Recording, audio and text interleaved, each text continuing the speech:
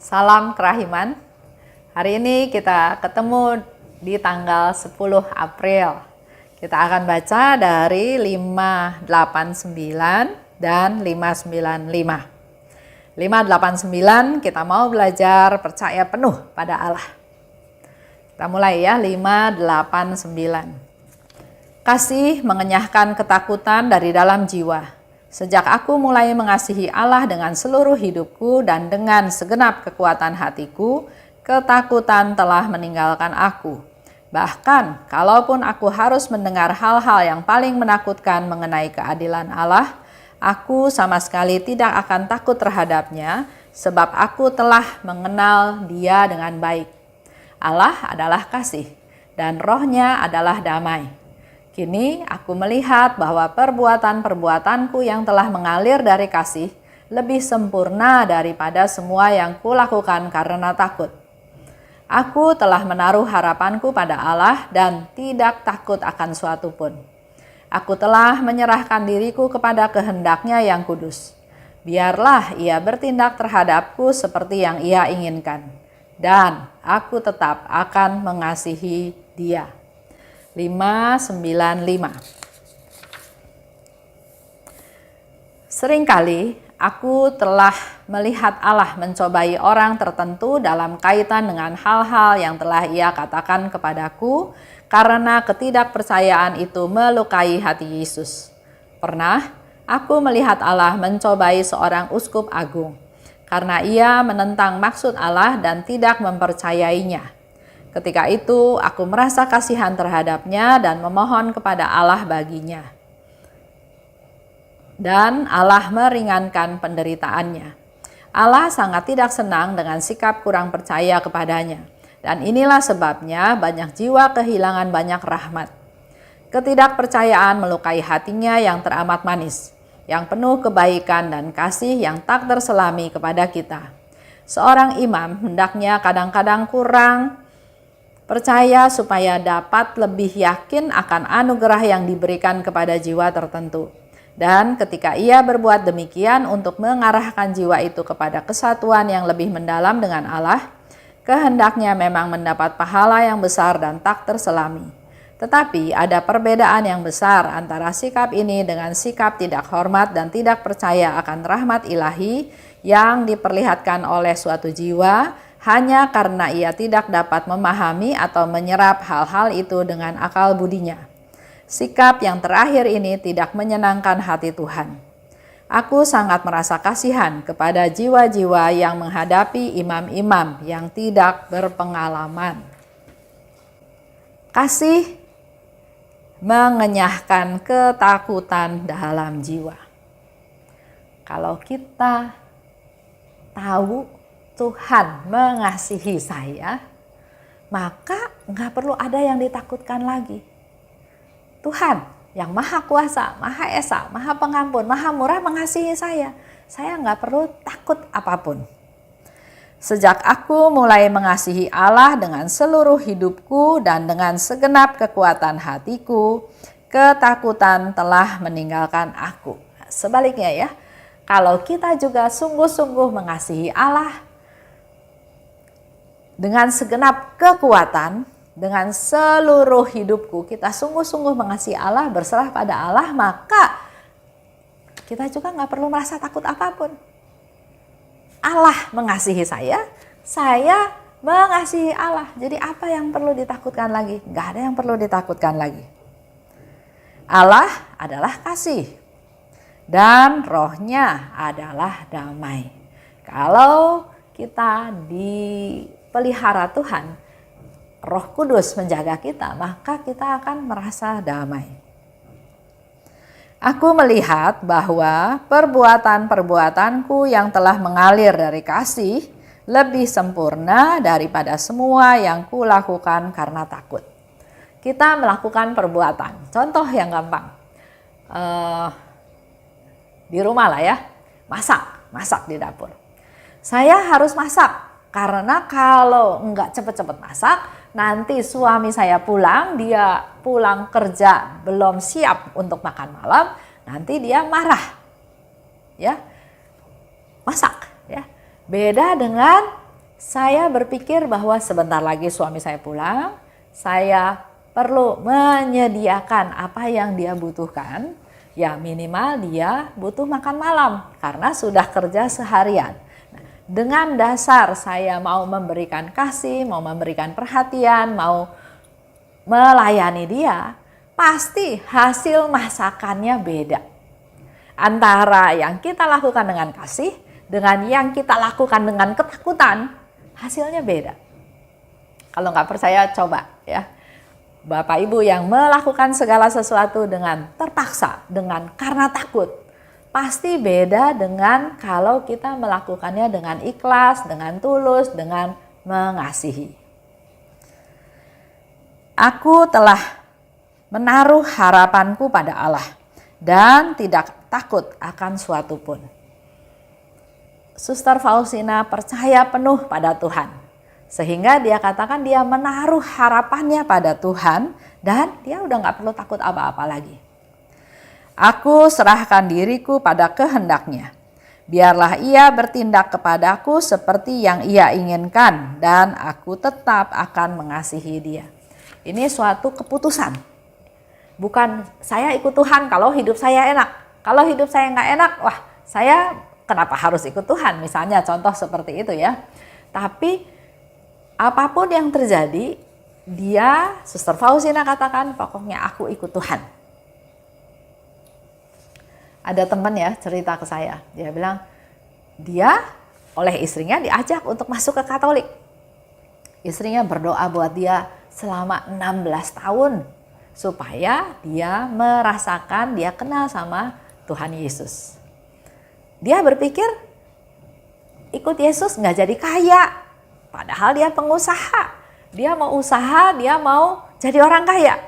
Dan akibatnya dia nggak cari Yesus, dia carilah dewa-dewa lain yang katanya kalau menyembah atau berdoa kepada dewa tersebut bisa kaya. Itu pemikiran dia ya, dia sharing seperti itu. Tapi melalui suatu peristiwa akhirnya dia bertemu dengan Yesus. Dan sekarang dia menjadi aktivis yang luar biasa. Lanjut ya, saya cerita lebih lanjut lagi. Di 595. Aku melihat Allah mencobai orang tertentu dalam kaitan dengan hal-hal yang sudah dikatakan kepadaku. Karena ketidakpercayaan itu melukai hati Yesus. Jadi kalau Allah sudah menyampaikan sesuatu dan kita enggak percaya, kita otomatis sudah melukai hati Yesus.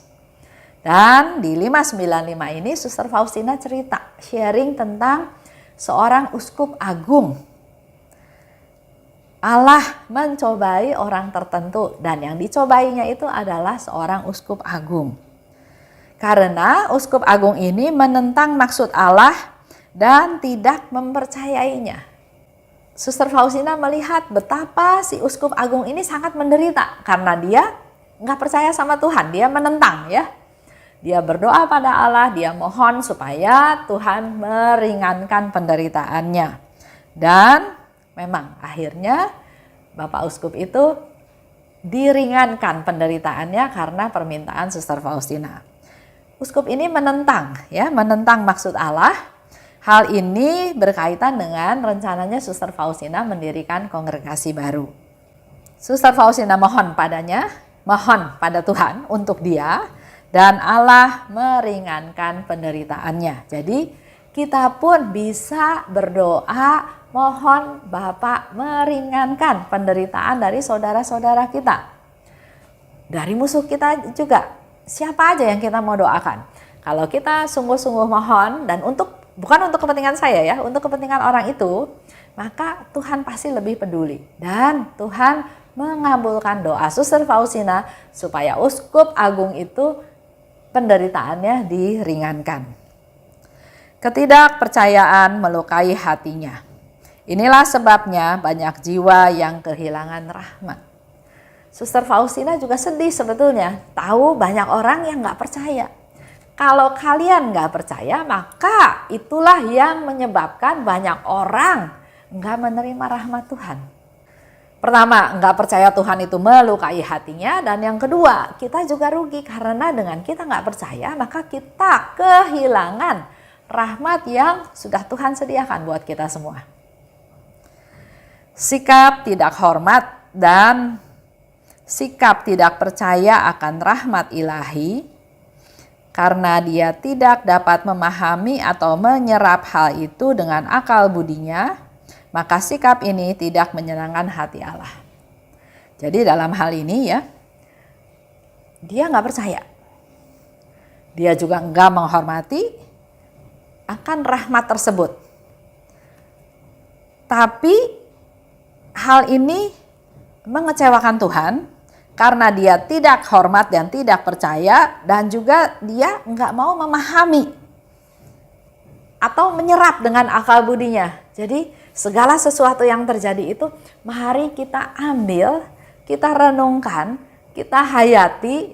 Kalau binatang memamah biak itu dia makan, setelah makan terus dia nanti keluarin lagi, terus dia kunyah-kunyah lagi ya. Jadi artinya firman Tuhan apapun yang kita dengar bukan bagus saya pegang, enggak bagus saya lupain, saya nggak mau dengar ya, tapi nggak ngerti, nggak memahami, ditampung, direnungkan, mungkin juga berdoa minta Tuhan memberi pengertian supaya kita bisa mengerti. Jadi kalau enggak memahami dan terus jadi enggak percaya, itu yang tidak menyenangkan hati Allah. Kita otaknya kecil, pasti enggak gampang memahami rencana Tuhan. Tapi yang Tuhan mau adalah kita membuka diri, belajar, menggali untuk memahami hal tersebut. Supaya kita juga bisa mengerti dan menyenangkan hati Allah. Kalau kita enggak memahami atau enggak bisa menyerap apa yang terjadi, ya, maka yang kita lakukan adalah bukan menolak, tapi menampung, merenung, menghayatinya, dan jangan langsung bilang saya nggak percaya, ya. Tapi mari kita berusaha untuk senangkan hati Allah dengan cara menerima, menampung, dan minta rahmat dari Tuhan. Minta pencerahan dari Tuhan supaya singkap-singkap itu secara bertahap, selapis demi selapis akan terbuka dan akhirnya kita mengerti. Karena nggak mungkin juga Tuhan memberikan sesuatu yang kita nggak bisa ngerti. Tapi perlu perjuangan, perlu hati, perlu prioritas, perlu waktu, perlu interest ya untuk bisa membuka rahmat-rahmat tersebut, rahmat-rahmat ilahi tersebut. Nah, salah satu hal kenapa saya adakan link YouTube ini, karena ada banyak juga teman yang sudah membeli buku diary Suster Faustina ya, ini bukunya tebal. Mereka berapi-api untuk membaca. Satu hari baca sekian nomor. Akhirnya dia bilang, Bu, saya stop. Kenapa? Saya nggak ngerti. Terus saya bilang, jangan baca banyak-banyak. Baca aja satu hari satu nomor. Tanya lagi, mulai dari mana? Nah, oleh sebab itu, melalui link YouTube ini, saya mengajak Bapak Ibu untuk membaca satu hari satu nomor, direnungkan. Pada saat kita merenung, pasti ada pencerahan-pencerahan. Oleh sebab itu, kembali lagi saya ingatkan buat Bapak Ibu yang masih ingin memiliki buku penderitaan dan belas kasihan, bisa hubungi saya supaya dengan kita membaca ulang, tidak hanya mendengar melalui link YouTube ini ya, tapi dengan membaca ulang, dengan merenungkan dan juga direfleksikan dengan kehidupan kita sehari-hari, Bapak Ibu akan banyak mendapat rahmat pencerahan dari hal tersebut. Itu aja untuk hari ini. Terima kasih atas perhatiannya semua. Salam kerahiman.